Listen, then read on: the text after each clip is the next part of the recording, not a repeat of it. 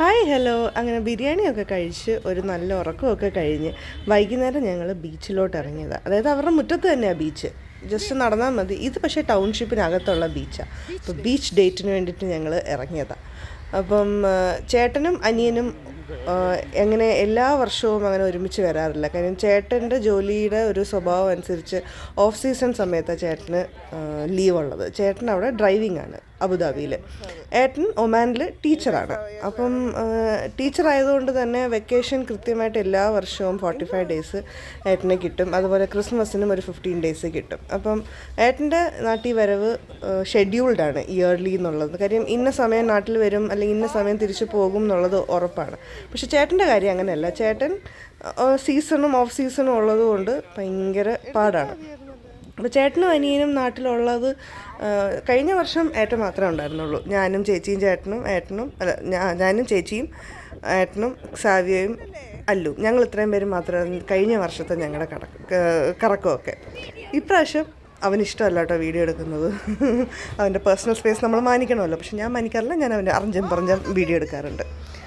അങ്ങനെ ബീച്ചിൽ വന്നു. അപ്പോൾ എന്താ പറഞ്ഞുകൊണ്ടിരുന്നത്, ലീവിൻ്റെ കാര്യം. അപ്പോൾ ഇപ്രാവശ്യം 2 പേരുണ്ട്. ശരിക്കും 2 പേരും ഉള്ളപ്പോഴാട്ടോ ഭയങ്കര രസമാണ്. പിന്നെ ഞങ്ങൾക്ക് 2 പേരും നാട്ടിലുണ്ടെങ്കിൽ പിന്നെ ഞങ്ങൾ പിള്ളേരുടെ കാര്യം നോക്കിയേ വേണ്ട.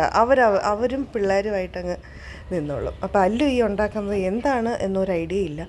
സാവ്യോ സ്റ്റെപ്പ് ഉണ്ടാക്കുക കേട്ടോ മണ്ണിൽ. അപ്പോൾ ഈ മണ്ണ് കാണാതെ കിടക്കുന്നത് ആയതുകൊണ്ടാണ് അല്ലുവിന് ഇത്ര എക്സൈറ്റ്മെൻറ്റ്. സാവോ ഇടയ്ക്കിടയ്ക്ക് ഇങ്ങനെ വരാറുണ്ട്. അപ്പോൾ ചെന്നൈ പോകുക എന്ന് പറഞ്ഞ് ഞാൻ പറഞ്ഞല്ലോ, ഭയങ്കരമായിട്ട് സന്തോഷം തരുന്നത്, ഭയങ്കര റിലീഫാണ് അവിടെ പോയി കുറച്ച് നാൾ സ്പെൻഡ് ചെയ്യുക എന്നുള്ളത്. ഒരു 10 ദിവസമാണെങ്കിലും 12 ദിവസമാണെങ്കിലും അവിടുത്തെ ആ ഒരു രീതിയും എനിക്ക് ഭയങ്കര ഇഷ്ടമാണ്. അവിടെ പോയി നിൽക്കാനും. പിന്നെ ഏറ്റവും വലിയ കാര്യം അവിടെ ചിലവ് കുറവാട്ടോ ജീവിക്കാനായിട്ട്. വലിയ ചിലവൊന്നുമില്ല, എല്ലാ സാധനത്തിനും വില കുറവാണ്.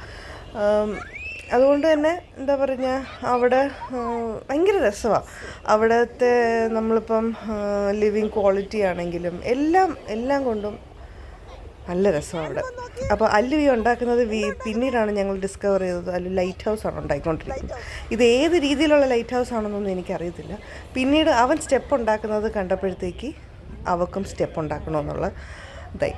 അപ്പം ഏട്ടന് ശരിക്കും പറഞ്ഞാൽ ഭയങ്കരമായിട്ട് OCD ഉള്ളൊരു മനുഷ്യനാണ്. അപ്പം മണ്ണ് പറ്റുക, ബീച്ചിൽ പോയാലും, ഇപ്പോൾ കൊല്ലം ബീച്ചിൽ പോയാലും എത്ര നേരം നമ്മൾ ബീച്ചിൽ നിന്ന് സ്പെൻഡ് ചെയ്താലും അത്രയും നേരം ഇരിക്കില്ല. എവിടെയൊന്നും ഇരിക്കത്തുമില്ല. കാലിലോ പാൻറ്റിലോ ചെരുപ്പിലൊന്നും മണ്ണാവുന്നതൊന്നും ഇഷ്ടമല്ല. പക്ഷേ ബീച്ചിൽ പോകാൻ ഇഷ്ടമാണ്. ഏറ്റവും ഇഷ്ടമുള്ള കാര്യം ബീച്ചിൽ പോവുകയാണ്. പക്ഷെ മണ്ണ് പറ്റാൻ പാടില്ല. അതുകൊണ്ടാണ് അല്ലുവിനെ സമ്മതിക്കുന്നില്ല. അല്ലുമായിട്ടൊരു വഴക്കാണ് നടക്കുന്നത്. അപ്പം ഞാനും ഏട്ടനും കൂടെ ഒരു തർക്കമാണ് അവിടെ. ഞാൻ ഇറങ്ങിക്കോ മോളെ എന്ന് പറയും. ഏട്ടൻ പറയും വേണ്ട മണ്ണാവും. അപ്പം ഞങ്ങൾ 2 പേരും എന്താ പറയുക, ഡിഫറെൻറ്റ് പോൾസിലുള്ളവരാണ്. ടോട്ടലി ഞങ്ങൾ 2 പേരും 2 സ്വഭാവമുള്ള ആൾക്കാരാണ്. അങ്ങനെ ഈ പരിപാടി ഇപ്പോഴങ്ങ് തീരത്തില്ല എന്ന് ഉറപ്പായപ്പോഴത്തേക്കാണ് ഇവർ 2 പേരോടെ പതുക്കെ ഇരിപ്പായത്. ചേട്ടനും ഏതാണ്ട് അങ്ങനെയൊക്കെ തന്നെയാണ് കേട്ടോ.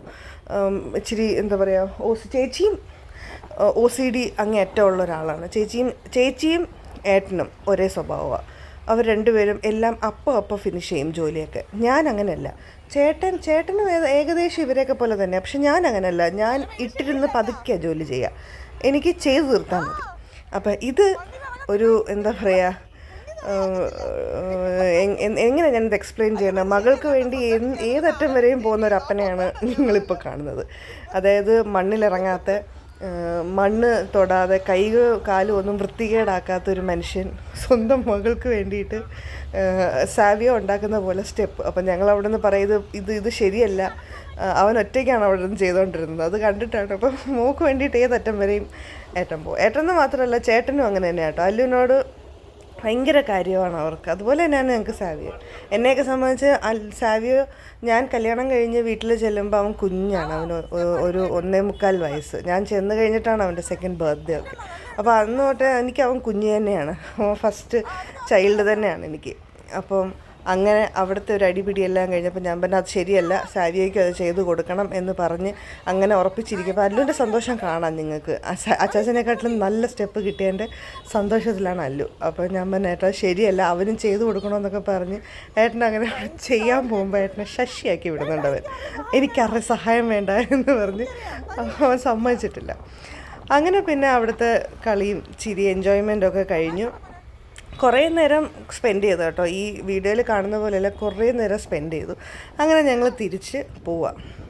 അപ്പോൾ ഇവർ ബ്രദേഴ്സിനെ കണ്ടുപിടിക്കേണ്ട കേട്ടോ. ഞങ്ങൾ ഒരുപാട് കോൺഫ്ലിക്ട്സ് ഫാമിലിയിൽ വന്നിട്ടുണ്ടെങ്കിലും ഒരുപാട് പ്രശ്നങ്ങൾ സംഭവിച്ചിട്ടുണ്ടെങ്കിലും ഇവരത് സംസാരിച്ച് തീർക്കും. ഒരിക്കലും ഇവരുടെ ഒരു ബോണ്ടിങ് വിടത്തില്ല. അതുകൊണ്ടൊക്കെ തന്നെയാണ് എപ്പോഴും തിരിച്ച് വീണ്ടും അവരുടെ അടുത്ത് ചെല്ലാൻ നമുക്കും ഫീൽ ചെയ്യുന്നത്. അവിടെ ചെല്ലണം, അവിടെ ചെന്ന ഒരു കംഫർട്ട് ലെവലാണ് എന്നൊക്കെ ഉള്ളത്. അവർ എന്തുണ്ടെങ്കിലും അവരത് സംസാരിച്ച്, ഇപ്പോൾ വഴക്കാണെങ്കിൽ പോലും വഴക്കിട്ടത് തീർക്കും.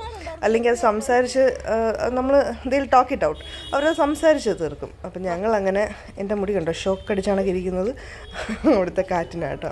അപ്പോൾ ഇത് നമ്മൾ ടൗൺഷിപ്പിനകത്തുള്ള ആറ്റമിക് എനർജി ടൗൺഷിപ്പിനകത്തുള്ള ബീച്ചാണിത്. കുറച്ചും കൂടിയൊക്കെ ഇരിക്കാനൊക്കെ സ്ഥലമുണ്ട്.